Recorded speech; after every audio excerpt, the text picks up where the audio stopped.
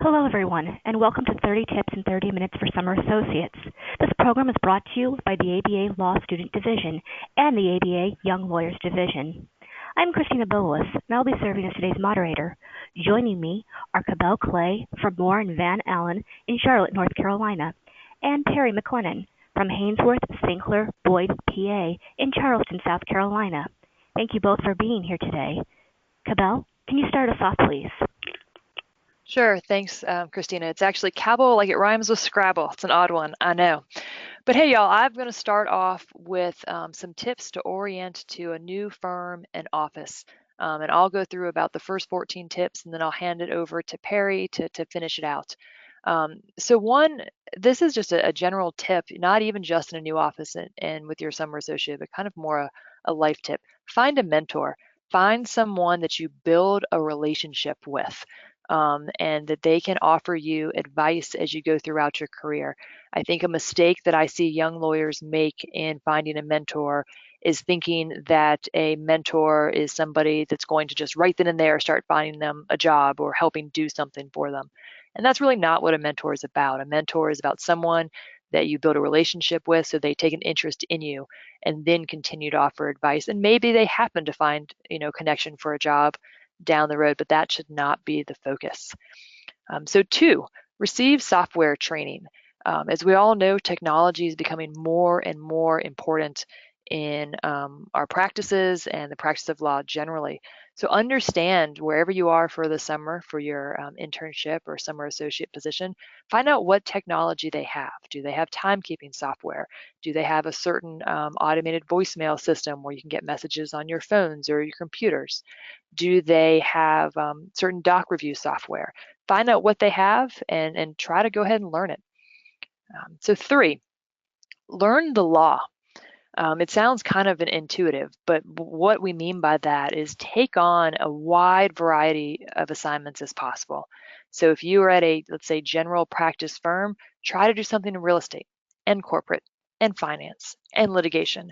If you're at a more specialized firm, let's say you're just with a litigation group, there may still be lots of different types of litigation. I know I'm a partner in a litigation group here in Charlotte, and even just in our litigation group, we have employment litigation, we've got construction, financial services, regulatory. And so it's important to try it all and see what you like, because it's not often going to be the same thing that you go in thinking. You might go in thinking, man, I want to do employment litigation. But once you get exposed to construction or something else, it really seems like, man, this is interesting. This might be the right fit for me. Similarly, you might think that this certain practice is about one type of thing, such as like admiralty law. I think a lot of people think that it is just doing neat deals with boats and ships, but there's a component of it that's really just personal injury on boats. Who would have known unless you tried that assignment and learned that law?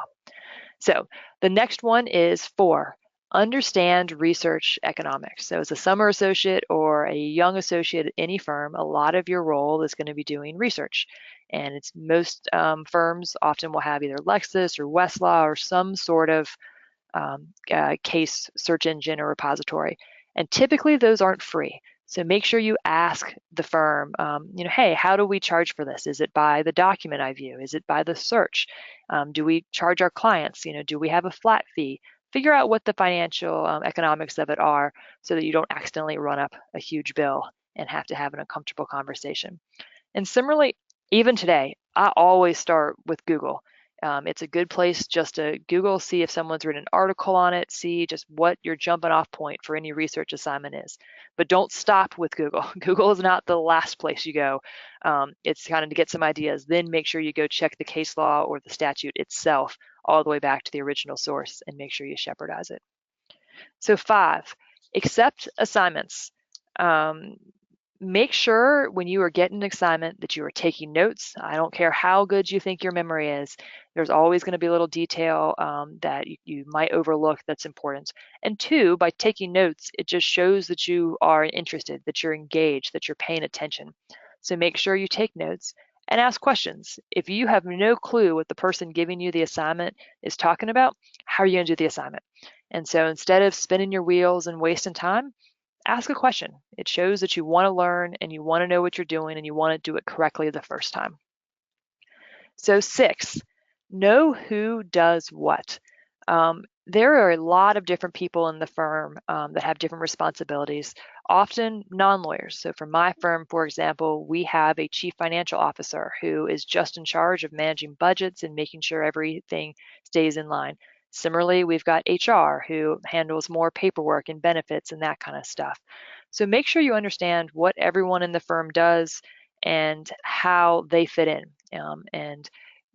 And shows your interest, and it shows that you care how the overall firm is structured. Okay. Next slide is number 7, is get time estimates. And to me, this one kind of links back to number 5, which is accept assignments. So it's important to make sure that you're managing your time well. And when you're given an assignment, ask, how much time do you think this will take? They might not know for sure, but it gives a good idea of, are you taking on too much? Are you going to have time to complete all of these assignments by whatever deadline?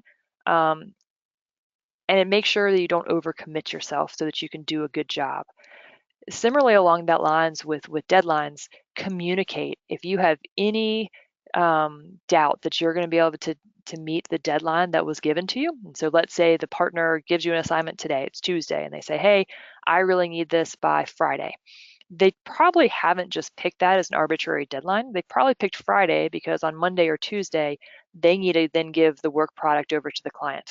And so if you just blow off that Friday deadline, it's not professional, but it also can put the partner in a hard spot because now they've got less time or may not be able to get it to the client on time, which is the big deal. So make sure you communicate. Make sure if you realize, man, we thought it was going to be 5 hours, this suddenly is taking me 15, 20. I'm a little concerned I'm not going to get it to you by Friday. Let the partner know that as soon as possible. I think another link with the number 5, which is accept assignments, and 7, get time estimates, is you want to take on as much work as possible, but you have to be cognizant of making sure you can do it all.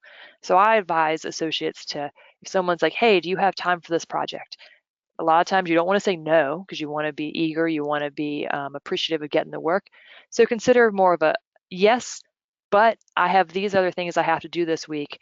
Would it be possible if I get it to you next week? Or yes, but I'm a little concerned that I can't fit it in. What do you think? Do you think we can make this all happen okay? And it kind of alerts the person that's giving you the assignment to, okay, she's got other stuff going on. We've got to be sensitive about that. But it also makes you seem eager and willing and wanting to learn and take on as many great assignments as possible. So number 8, know your firm. Become familiar with all of the practice areas of your firm and the offices. It's just good to know about the company you're working for, and it shows that you're educated, you've done your research, and you're engaged. I would also add to the list, know your firm's top clients. Does your firm have a couple major clients that is where primary amount of work comes from? So know those. It's good to be respectful and really know the ins and outs of the business of the firm you're working for. So 9, look the part.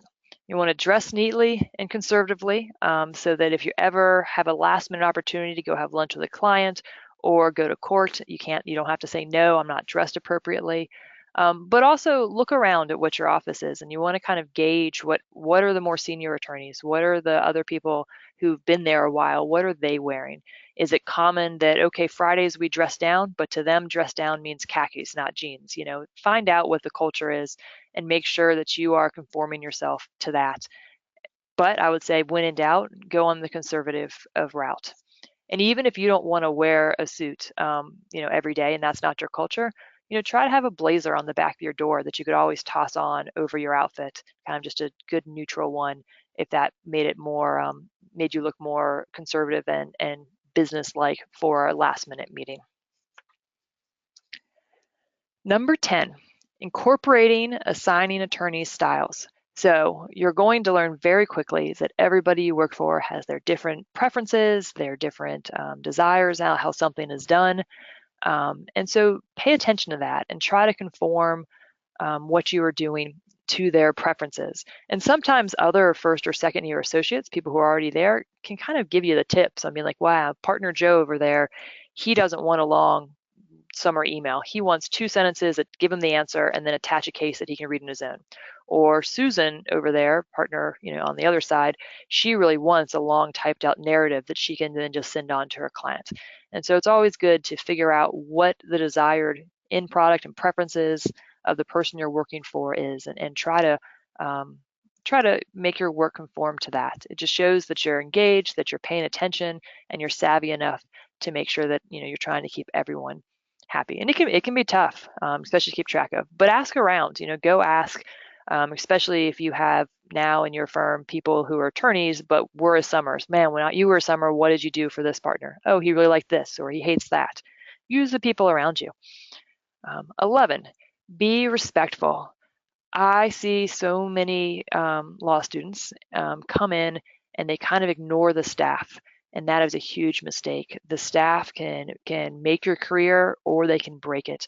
And two, they are completely worthy of respect and are just as important as any attorney in the firm. In fact, my assistant, she retires in 2 weeks, which is giving me great distress.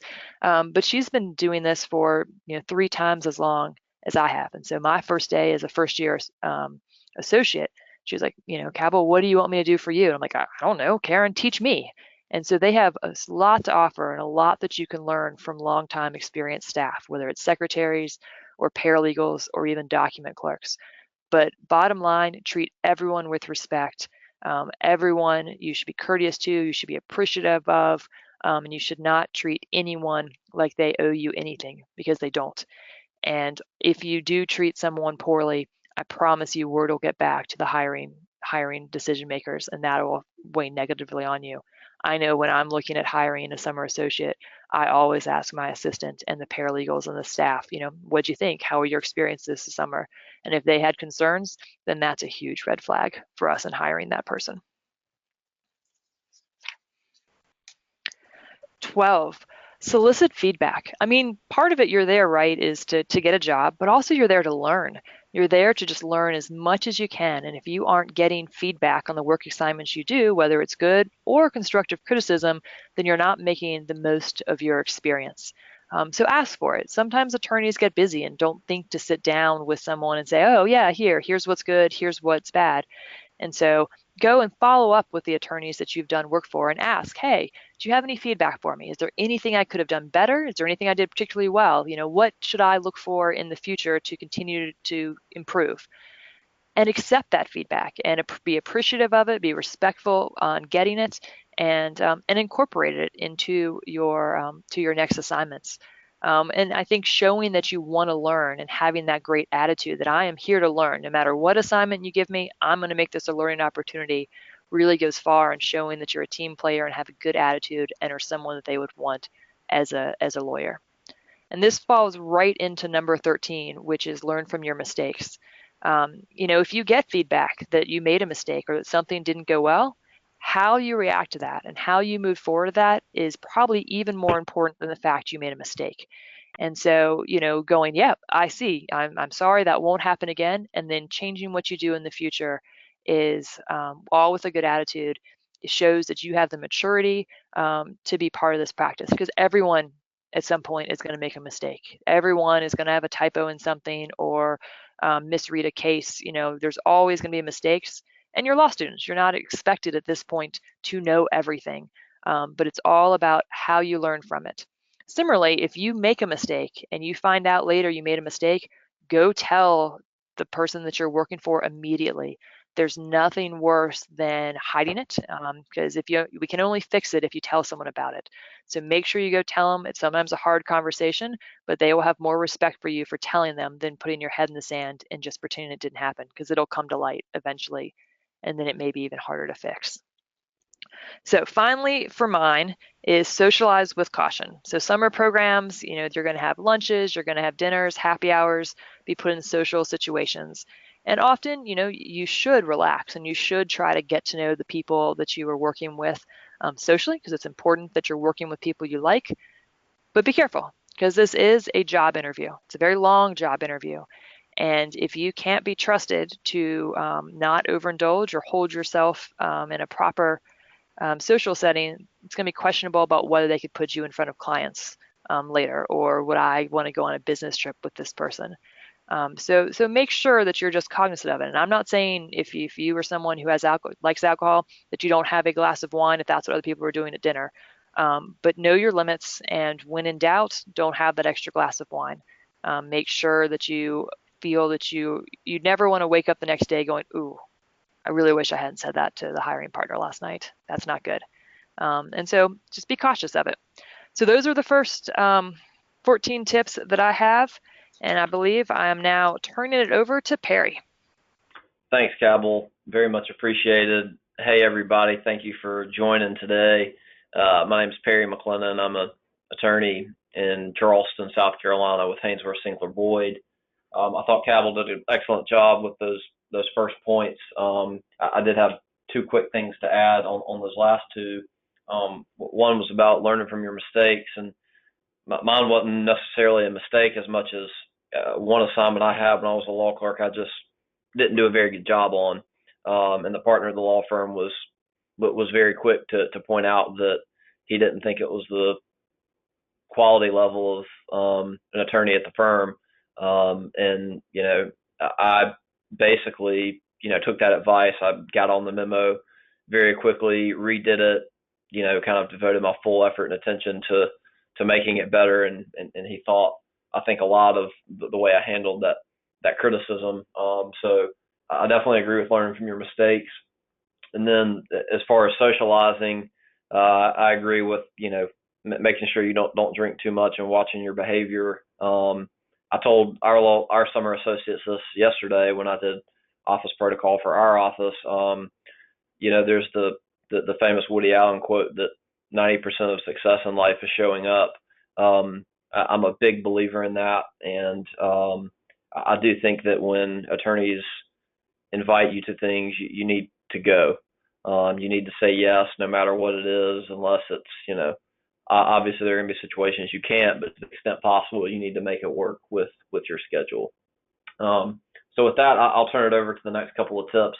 I've got a few administrative sort of matters to cover, and I should preface this with, as far as administrative matters go, every firm, every summer associate program is going to be a little bit different on these. And so I wouldn't take anything that I say here on these points as gospel. I would, make sure you understand your own firm's internal protocol. But number 15 is about reporting and recording time worked.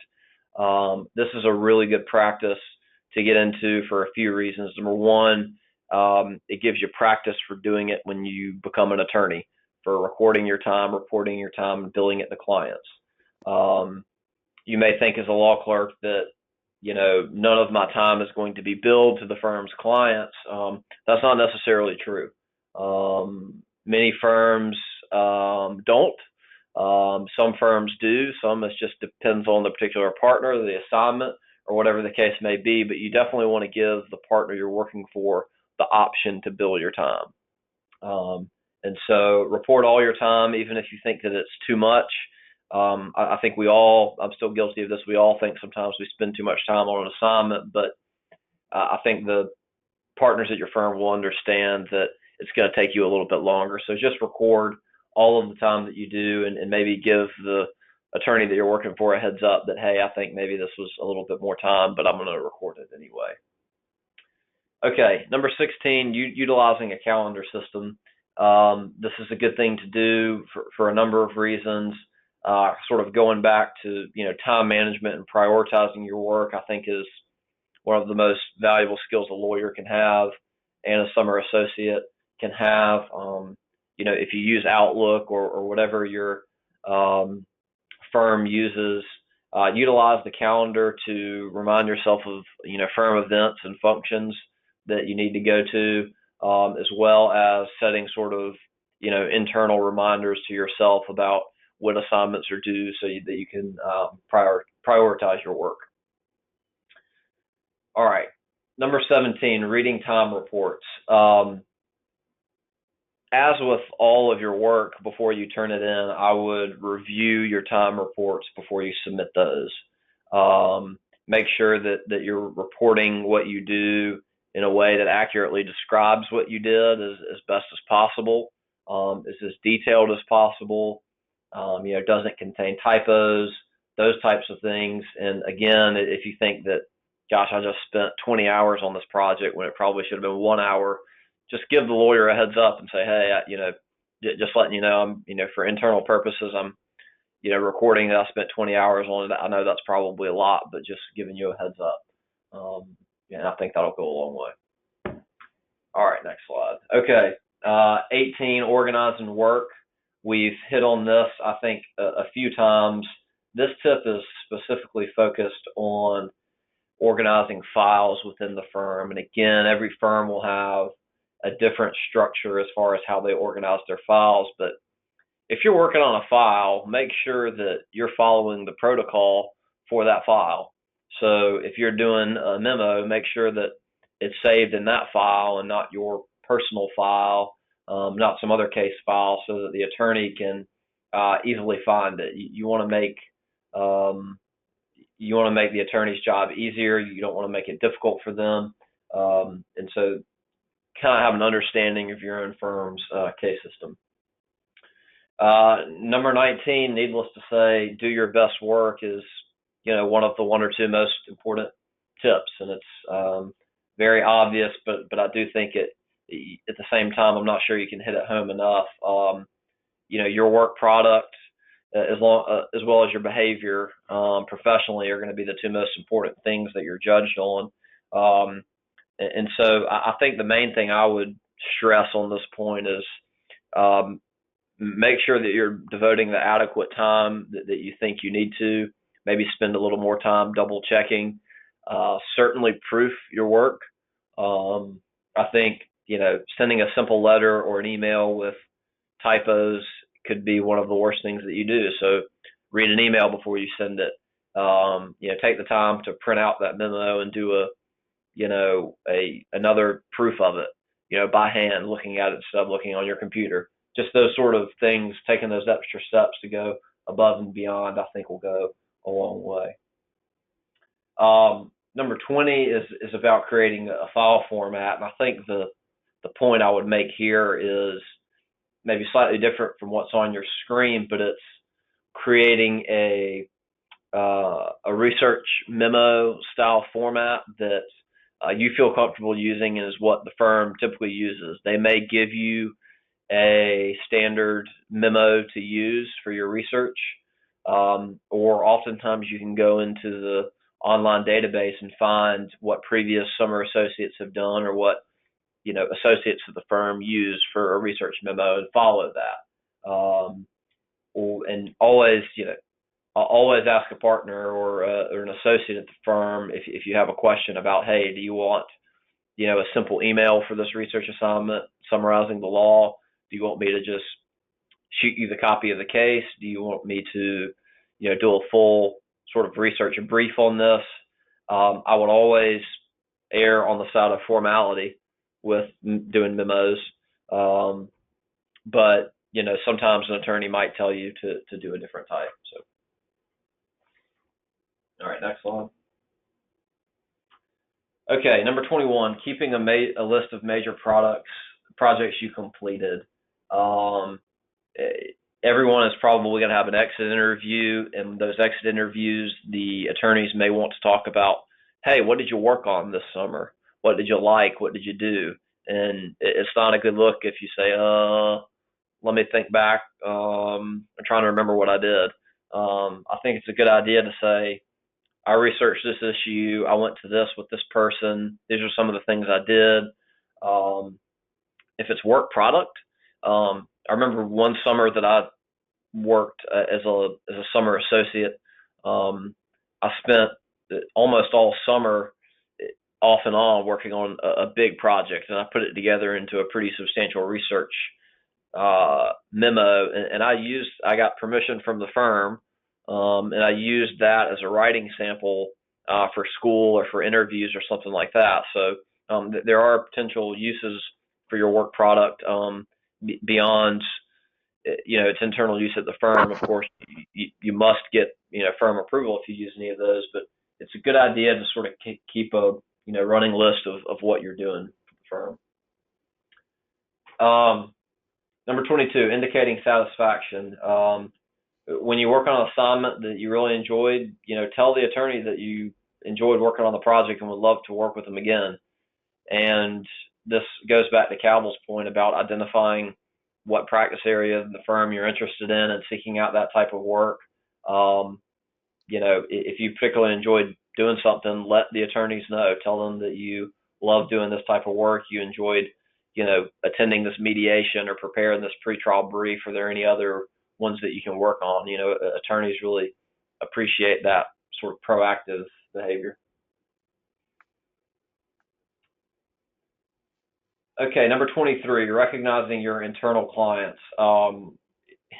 When you're an associate at a firm, typically you're going to get most of your work, not from your own clients, from outside of the firm, but from the other lawyers in the firm. And so one of the things that, in addition to the firm evaluating the summer associates, you are also evaluating the firm to determine, hey, is this somewhere that I could really enjoy working after law school? And so you're going to be working with those, lawyers in the firm. So making sure that you enjoy working with those people is important, and make sure that you establish those good relationships, because those are the people that are going to refer work to you in the future. Number 24, creating an action plan. I think this is sort of a tip to be deliberate. We're at the beginning of the summer, so you can still do this. Be deliberate about what you hope to get out of the summer associate program. Is it, look, I don't know that if I want to do litigation or transactional work, and so I want to get a healthy dose of both types of projects this summer, or whether it's I really want to work with this person or do that. Just be intentional about what your goals are and really go after them. And lawyers will wherever you're working, will help you with that. And going back to having a mentor and things like that, seek out that person, do whatever you need to do to make sure that whatever your sort of pre-summer goals are, that by the end you've achieved those goals.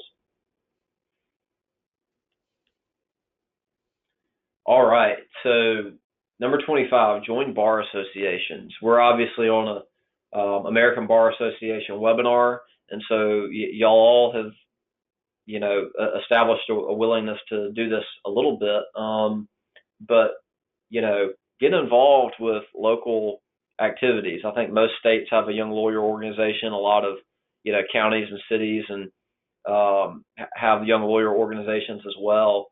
Talk to the other lawyers in the firm and see if you can go to some of those events and network and talk to other lawyers. A lot of these are free for law students, and a lot of these organizations are really trying to get law students involved at the law student level. So I think any of the bar associations would welcome you at any event, and I think it shows some initiative on your part that, yeah, I'm interested in practicing law, but I'm also interested in the profession as a whole, and I'm going to make myself visible for the firm, which feeds right into number 26, which is getting active in the community.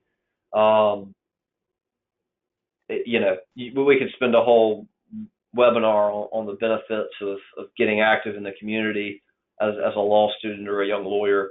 I think from the perspective of a summer associate, it shows to the others in the firm that you are community minded, you're service oriented, and that you will be a good representative of the firm in the future.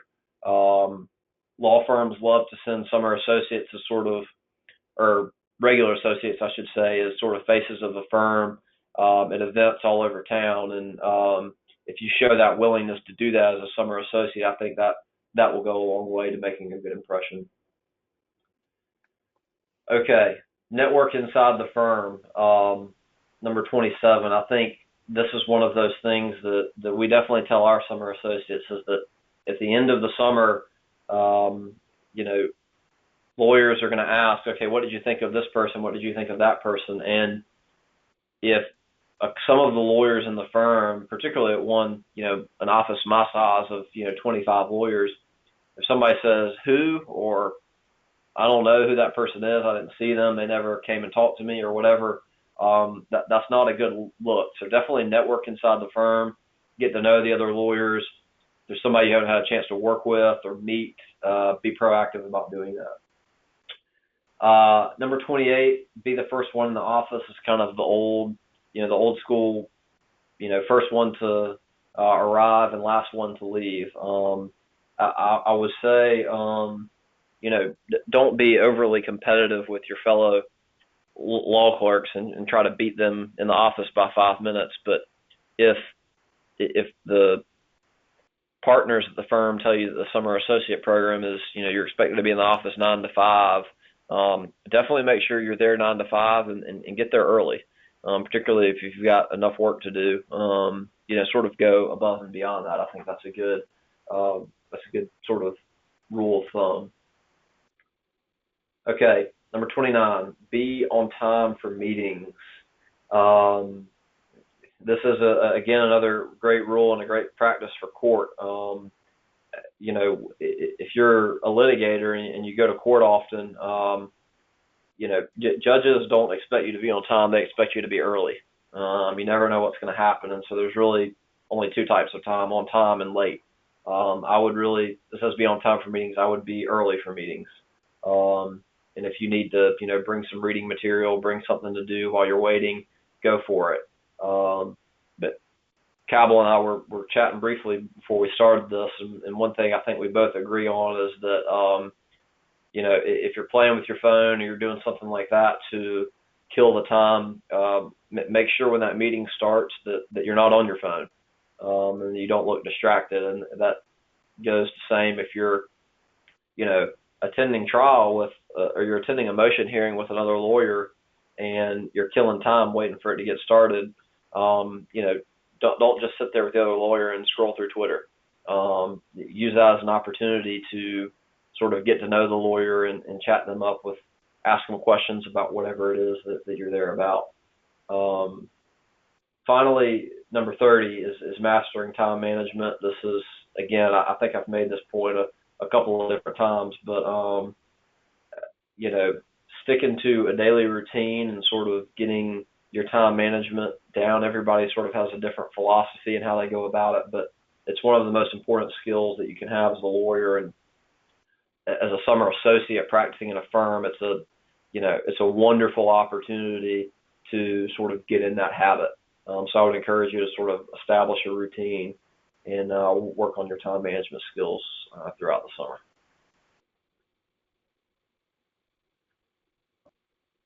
Hey, this is Cabell. I thought that was great, Perry. I will totally reiterate the proofread one. I thought that it's often missed. If you're going to turn any work into anybody, and I think emails follow in work, proofread it. If you know that's not your strength, and you have access to a paralegal or an assistant and they have time, ask them to give it a glance. For me, I have found for proofreading, if I print it and I get a ruler out and I read it with that ruler going line by line, it helps me not skim and it helps me really catch and look for anything. But any product that you send to anyone should be considered to be a final form. Even if the content perhaps is going to change, you're going to add more research or whatnot, it should at least be typo free. Well, thank you both. This is Christina getting on the line. Thank you to Perry and Cabell for that wealth of information and sharing tips. We do have a few questions from our audience members, and this was directed mainly toward Cabell's portion of the presentation, but can be open to both of you. For females who are working in firms, do you recommend that they should be wearing high heels every day to the office? Oh, I sure don't. I think that is one where I don't. I mean, I'm 5'10". I don't feel. I'm not a heel person. I'm in flats, dressy flats, almost every day. Every once in a while, if I go to court, I will feel like I need to put on my big girl shoes and wear heels. But to me, I would go, and if you're uncertain on this, I would go first day, wear heels and scope out what other females are wearing. And if you are at a more conservative office where females are in heels every day, I would start out that way. And then frankly, I would ask one of a more junior female attorney, be like, hey, what's the deal? Are we supposed to wear heels? Is it cool if I do flats? But yeah, my firm, I don't think anyone would probably notice whether you're in heels versus flats, as long as it's not tennis shoes or flip-flops. And yeah, flip-flops, even like rainbows, do not count as sandals. Those are like beach shoes. Wear actual work shoes. And some offices also have policies against like open toe. So, check that as well. Thanks, Cabell. We also have a second question concerning attire in the workplace. If the general office members are not wearing suits most days, should I also wear a suit each day, or what should be the appropriate attire? I'll take this one. I think that, it's always good to err on the side of a little bit more formality. Cabell made the great point earlier about sort of being prepared for any situation. You never sort of know when another lawyer is going to stop by your office and say, hey, you want to come to this hearing with me, or you want to come to this client meeting with me, and you need to sort of be prepared for those situations. At the same time, if you show up with a suit and tie to work, and everybody's sort of wearing golf shirts to work that week, and somebody mentions to you, hey, no need to dress up, that's fine. I would, to Cabell's point, sort of take stock of what other people are doing in the office, and sort of follow that. But at the same time, maybe hang a blazer and a tie on your door and sort of be prepared for any situation. Thanks, Perry.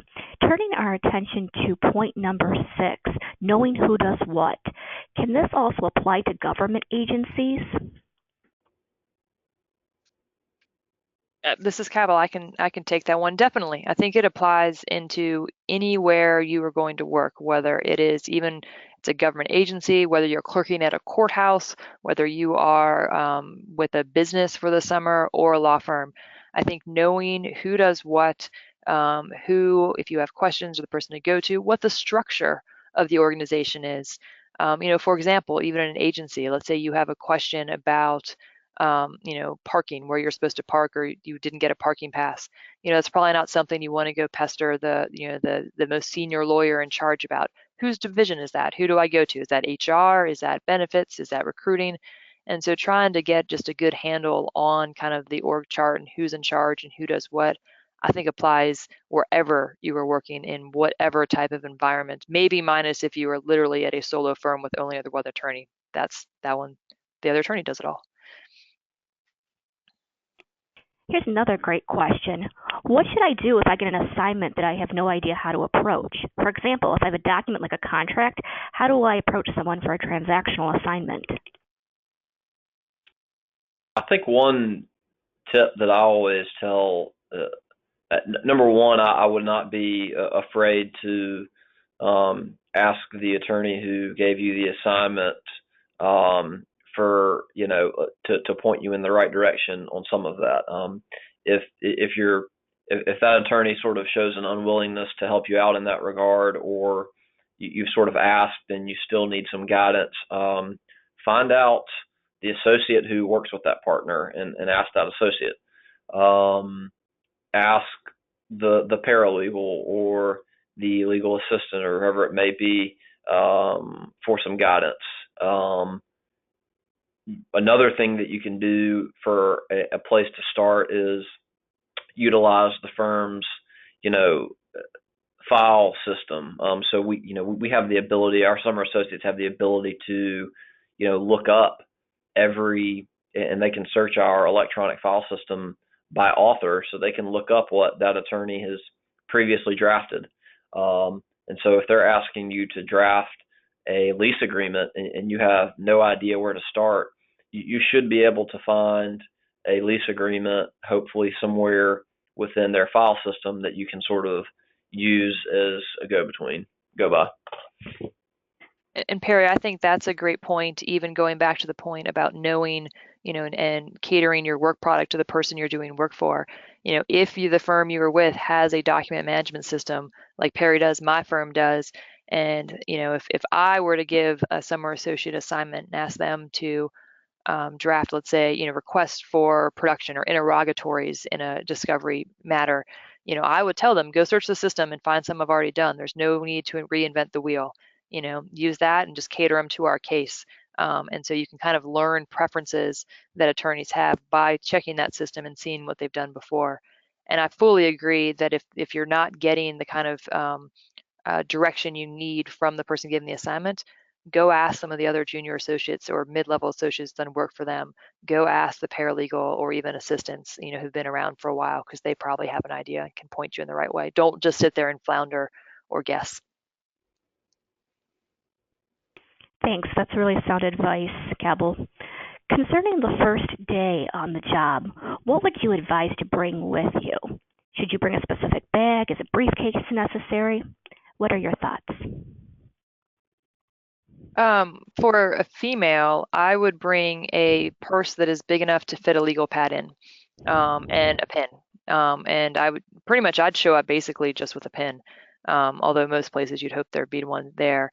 If you had paperwork you're supposed to complete ahead of time, bring that, make sure you're organized, make sure you know where you're going for your first day. Like for my building, you have to be entered into security to go your first day, and then you'll get a pass that you can enter. And so know what you're supposed to do. If you don't know, call whoever if it was a recruiter who coordinated for you or a hiring assistant, call and make sure you know that. I wouldn't worry about a briefcase. I think either way, if you bring one, it's fine. If you don't, you don't. I really wouldn't worry about that so much. Sometimes in law school, you guys have kind of the folding, billfolds that fit like a legal pad in it. I might show up with that so that if I wanted to take notes on something during the first meeting of the day and didn't have a time to track down a legal pad on my own yet, perhaps I'd feel more confident that I had something to take notes on. Yeah, I agree with that. I think either some kind of folio or a briefcase if you have one that doesn't look too over the top. Something that just shows that you're prepared and professional. I would say more so steer clear of showing up with a backpack or something like that. But as Cabell said, I think most offices will have everything that you need. Although I will say that I spent 6 months at a district attorney's office, and I showed up the first day and I didn't bring a pen, and I did not have a pen that entire day. And so it's some offices are a little more, if you're not at a firm, if you're at a government agency or a nonprofit or a prosecutor's office or public defender's office, especially government, I would bring a pen just in case. You can always, if they have loads of pen, throw it away, get one of theirs. But that way, because I do remember that distinctly, being like, wow, I would have thought they had pens here. They didn't. Good advice. We've got a couple more questions in a few more minutes. One question comes to us from someone who was just out of school and passed the bar but had not had the opportunity to have a summer internship. Where would you recommend starting that process when looking for a job? And would that potential employer still expect me to try out and see what I'm capable of? I think it can go either way. I mean, I would work with your law school's career services to try to identify opportunities. There are a lot of firms that hire, especially if you've already taken the bar and you passed it, congrats, you were ready to go. And so there are attorneys, especially smaller law firms that don't do summer classes, or mid-sized law firms, or need to fill in because they didn't hire anybody from their summer class, or they all went to go do clerkships. And so I would work with your career services to start that. I would also attend bar events, and you're not asking for jobs. I think that turns people off when a law student or a recent grad shows up at an event and it's clear the reason they're there is just, I have to find a job, when really you should be there to build relationships, and then hopefully someone will take an interest in you and help connect you with someone that might interview for a job. I think it can go either way on whether they will expect a trial period. We typically don't at my firm if we hire someone straight out of law school. Typically, we bring you on just as an associate. We're confident because the interview process is fairly rigorous, and your resume and your transcripts that you'll be fine. I will say my brother, on the other hand, is an attorney in New Orleans, and when he got his job, they did bring him on even in the fall, so he wasn't a summer. He'd already passed the bar, and they brought him on as kind of a 6-week, okay, let's just see how it goes period, kind of probationary. They called it like a mock summer associate position, which he did well, and then they made him a full offer. So I think it could go either way. just basically depending on how that firm approaches non-summer associate law school hiring. Well, I see that we're at our end of our time for today. I want to sincerely thank both Cabell and Perry for sharing your advice and making the most out of your summer associate experience and landing the job offer after the 3-month interview. That was a wealth of information. And I want to thank all of you for attending today's webinar. Before leaving, please complete our short survey. Thank you all again very much and have a great day.